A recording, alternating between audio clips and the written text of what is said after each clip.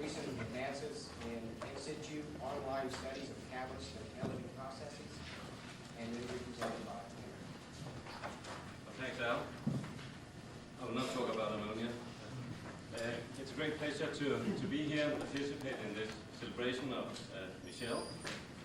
As we have heard, Michel has had a tremendous impact on the catalytic community, and I think especially he has made us all think about the forest more than the trees in the forest.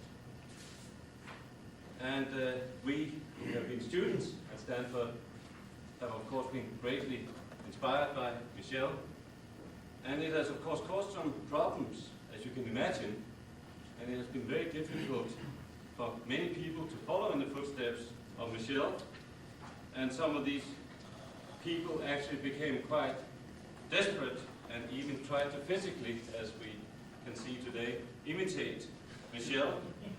And I show some other examples here of people who are imitating Michel. This troubled person who actually left the symposium here during lunch, you can see he has not got the solution right, but since that time he has adapted. Well, actually some people tried and completely failed. Yeah. Also from the LSAC files, you see some people, and I will not mention their names. So, at the time I came to Stanford, catalysis was moving into many different directions. There was one school, that was the school of the chemical reaction engineering, a very strong school. They did not know too much about what was really going on the catalyst, but they compensated this by introducing more and more differential equations. So I want to thank Michel today that he certainly did not push me that path. I would never have succeeded either. So.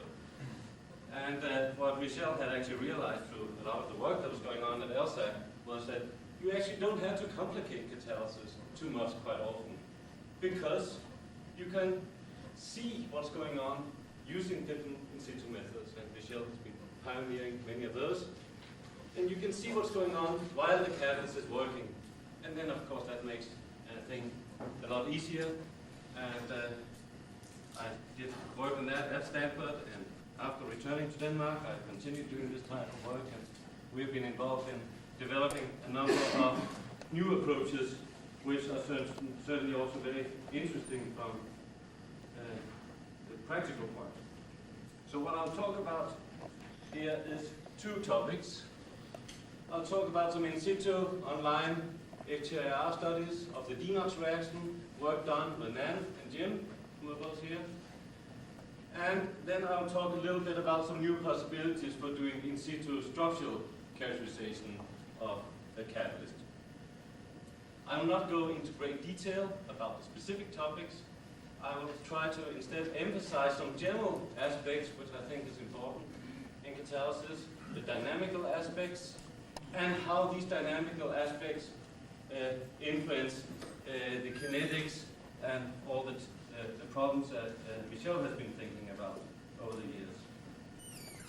So the first reaction we'll deal with is the reduction of NO by ammonia, the SCR reaction, which is the main reaction used today for removal of NOx from stationary sources. This reaction is industrially carried out over a Vanadium titanium catalyst. So what can you learn by doing in situ studies? Well, if you do in situ infrared studies during the reaction, you immediately see what type of species are dominating. You can see that you have ammonia, and you actually have ammonia in two forms, both Bronsted acid ammonia and Lewis acid ammonia. And you also see that there's hardly any adsorbed NO, so the other reaction is not really present as strongly adsorbed species. If you do these in situ studies and combine them with online measurements of catalytic activity, you can of course relate the surface species to the overall catalysis. And you can see that there's a pretty good relationship between the activity and the amount of these Bronsted acid sites. However, there's hardly any direct correlation with the number of Lewis acid sites. So the in situ online studies tells you that the Bronsted acid sites are certainly important in the catalysis. These Bronsted acid sites are related to the surface vanadilyl hydroxyl groups in some work that Nan did some time ago. She showed this. So already from these in situ studies, we know quite a bit about the DeNOx reaction. We have recently found out that you can gain even more information if you do transient studies. For example, temperature programmed reaction studies, first putting the ammonia, which we saw was the most abundant intermediate on the surface, and then ramp up the temperature in different gases, and then combine it with online measurements of the activity of the reaction products. If you do it in pure oxygen, you see that the ammonia gradually decreases from the surface. And then if you look at the analysis, you see that it's not really undergoing reaction. It is just purely desorbing from the surface, unless at very high temperatures you do have some ammonia oxidation. If you do the same type of measurements, but now mix in the other reactant, the NO, then you see a dramatic change. The ammonia is quite readily consumed, disappears from the surface, and you can see that this time it's the SCR reaction going on. Hardly any ammonia leaves just as ammonia. You also see some, I think, quite interesting features that initially the amount of Bronsted acid ammonia actually increases. You also see that the vanadilyl, or the VOH groups, actually also increases. And there are also some changes in the vanadilyl band, which are not clearly seen on this slide. So I will blow that region up, because that gives you some more information about the surface chemistry.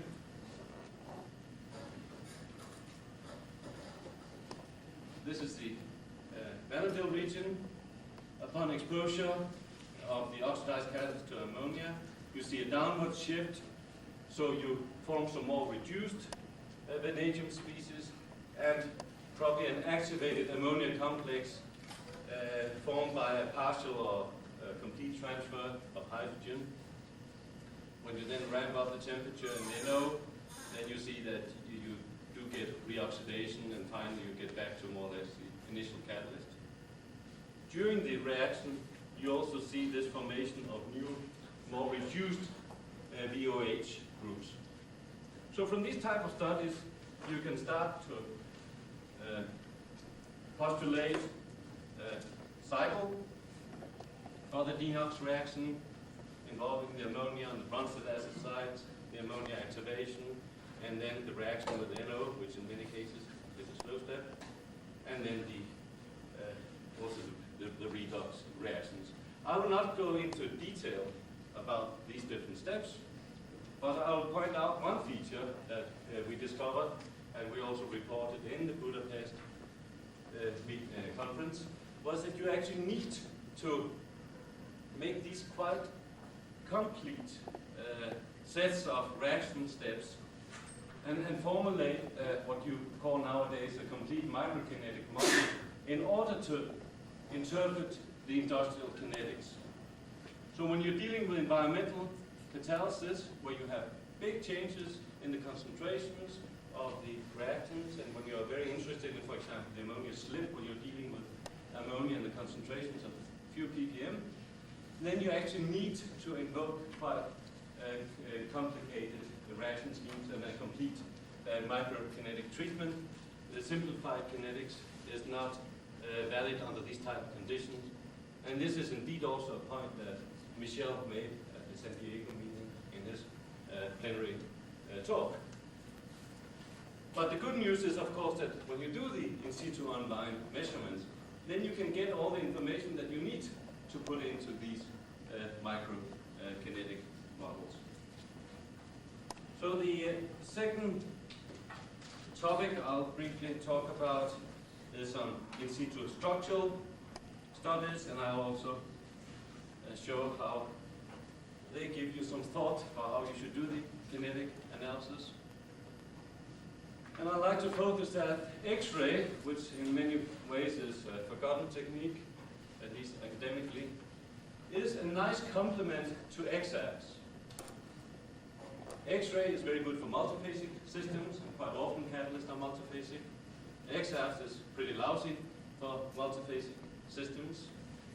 X-ray is terrible when you, or can't give information when you have order less than 20 angstrom, atomically dispersed phases of microcrystals and so on.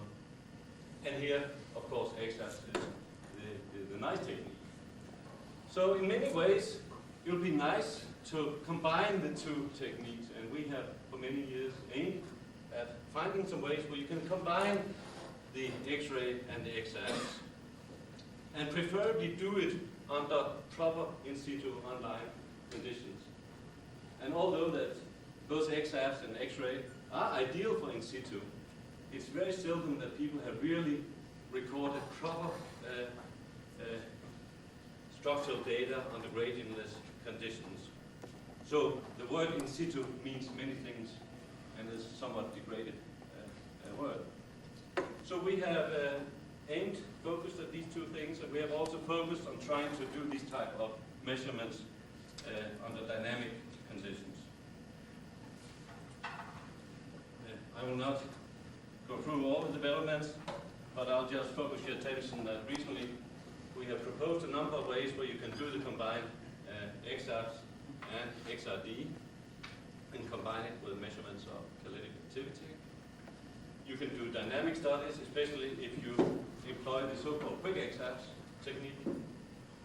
And you can actually do it under proper catalysis, higher pressures than 50 atmospheres, actually no problem. Very high temperatures, again, there's no problem. So a typical setup will look something like this. I'm not going into details, but just remind you that you, for all practical purposes, you have to go to a synchrotron radiation ring to do these type of measurements. If you do that, you can start to do dynamic studies. This is just one example where we were interested in some changes in the structure of methanol catalyst. I'll return to that a little bit later. And there we see that we can start to see changes in the structure of a catalyst which occurs within a few degrees centigrade. From here to there, you just have 8 degrees centigrade change. So you can start to study catalyst activation and catalyst deactivation. And catalyst deactivation, and especially coating, is one of the few experimental problems that Michel is dealing with, and is still dealing with. I don't know if you can see these coating experiments. There are some nice new possibilities for doing dynamic studies, and that is the construction of a new European synchrotron ring, which for the next few years will be the best one in the world. And although it has not opened yet, we were allowed to go down a few weeks ago to do some test experiments, and I'll just give a couple of examples. And here we are following some changes going on within a couple of minutes. So it's now easy to actually do sub-second X-abs or X-ains and get good information. And actually these studies gave us some new information that we did not have from the previous type of measurements. So not only fun, but also useful. Let me just give one example which illustrates that the catalyst particles may also be dynamic. We have this morning heard in several talks that the surface may reconstruct during absorption or during the reaction. And I think there are more and more of those examples coming from also the STM work. But I think what people are generally not considering is that the whole particle in a catalyst, being a metal particle, may actually change dynamically during different changing reaction conditions. And we have observed that in certainly in one system, that is a methanol catalyst called zinc oxide catalyst, where we started the reaction in different reaction mixtures, where we have a little bit more of the oxidizing agent or a little bit less, so a little bit more water or CO2 in the gas and a little bit less. So these points are the coordination numbers determined in the most reducing conditions, and here you see the coordination numbers in the most oxidizing conditions. So you see there are reversible changes in the coordination numbers and in the shape of the particle during synthesis. So what we believe is happening is that in the very oxidizing conditions, you're not really wetting the surface, so you have more or less like spherical type particles. However, you will minimize or you will lower the interface energy as you start to have more reducing conditions, and then the copper particles will kind of spread out and you will have a lower coordination number. Well, what does that have to do with kinetics? Well, this is a typical equation that you'll see in Michel's book, where we have, let's say, the form of the kinetics over here. And then we always multiply by the big L, which is the number of sites. And that is generally considered to be constant. But clearly, we can see that it's not constant when you change these reaction conditions. So that's another complication that you have to take into account. I could mention that if we do these measurements on copper silica catalyst, nothing changes at all. So it's due to that you can start to reduce the zinc oxide and therefore change the interface energy between the copper and the zinc oxide. Well, if we look very careful in the microkinetic analysis of the methanol synthesis, this is some recent work done in a collaboration between our group and Jens Nørskou's group, and where we put in the surface science parameters for the methanol synthesis, then you actually see that the experiments done under the most reducing conditions are actually laying above. They have a higher rate, assuming that the area is constant, that L is constant. So that again supports what I just mentioned before, that these catalysts are dynamic and the surface area, the active area, may change during catalysis. So let me just make a very few conclusions. I think that combining XRs and XRD should not be overlooked. It opens the possibility for doing many new type of studies of catalysts and other systems. And then I hope I've showed that both the infrared and the XRs, XRD studies have illustrated the dynamic character of catalysts, and they have also shown the danger in doing very simplified kinetic treatments. For example, the infrared studies showed that you need a complete microkinetic treatment and not just assume one mode of one surface intermediate and one rate limiting step and so on.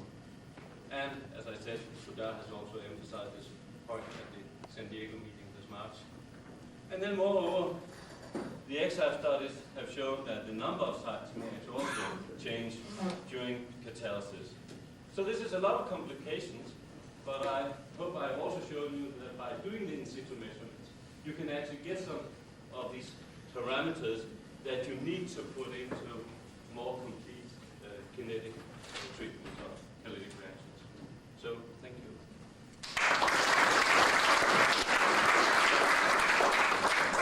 The floor is open for questions.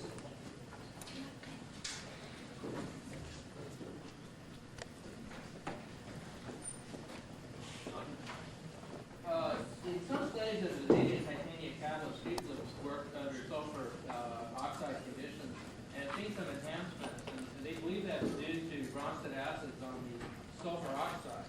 And I'm wondering if that isn't another complication when you might have other molecules that can come in and affect the race of kinetics, somewhat similar to the things you've been describing. Sure, like you can see, there are certainly spectator species there. So there's a lot of dead ends, and if you have SO2 in the gas, you'll probably have a different surface composition. But all the data I showed here is not done in the presence of SO2. Yeah, I But understand. we have, But this would be somewhere something, instead of being a spectator, should actually jump in and become a Sure. participant and give Yeah. you another reaction pathway. a lot of things can change, Yes, one more question. You have shown that the shape of the particle changes during catalysis. And in your earlier work, you have shown that in the ammonia synthesis, the strongest absorption of nitrogen is on the iron 111 phase. If we bring these things together and think of the question after the last talk, doesn't that mean that during the ammonia synthesis, the iron particles change their shape in a way that the 111 phase becomes the prevailing surface, even if it wasn't that after the catalyst preparation? Well, I'm glad that you asked that question, Wolfgang, because we tried to look into this question some years ago using scanning tunneling microscopy and real catalysts.